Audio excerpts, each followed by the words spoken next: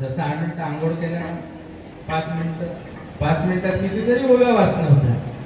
त्याच्या पुढे जाऊन सांगेल मी तुम्हाला थोडं अर्थ वाचत जा, नाही तर लय 50 ओव्या वाचते पण अर्थ काहीच माहित नाही. अर्थ वाचल्यात त्याचे पुढे जाऊन सांगतो. ज्ञानेश्वरी या वाचण्याचा विषय नाही. आम्ही आता मागच्या आठवड्यात पंढरपूरमध्ये मोठ्या धर्मशाळेत कीर्तन करताना वाक्य सांगितलं. संस्कृतात पुस्तक लिहिलं, नाथ महाराज आहेत ते होते कीर्तनाला प्रवचनाला. अरे ज्ञानेश्वरी वाचावीच नाही, वागावी ज्ञानेश्वरी. वागण्यामध्ये आली पाहिजे, आचरणामध्ये आली पाहिजे. नाही तर गाव खूप पाठांतर आहे पण आचरणात काही नाही.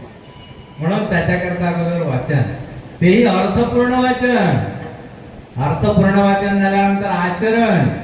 तुम्ही म्हणाल काय आचरण आहे ज्ञानेश्वरीमध्ये? काय आचरण नाही त्याच्यावरचं उत्तर आहे काय आचरण नाही त्याच्यामध्ये. एखाद्याने विचारलं काय आहे ज्ञानेश्वरीमध्ये, आमचं उत्तर आहे त्याच्यावर काय नाही ज्ञानेश्वरीमध्ये.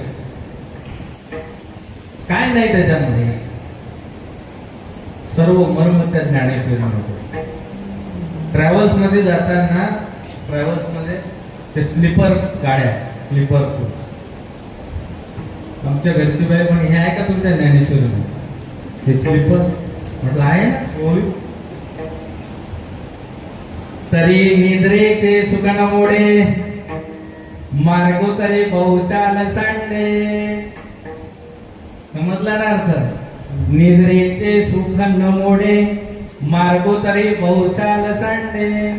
ऐसे सोहकासन सांगडे सोहपियोय.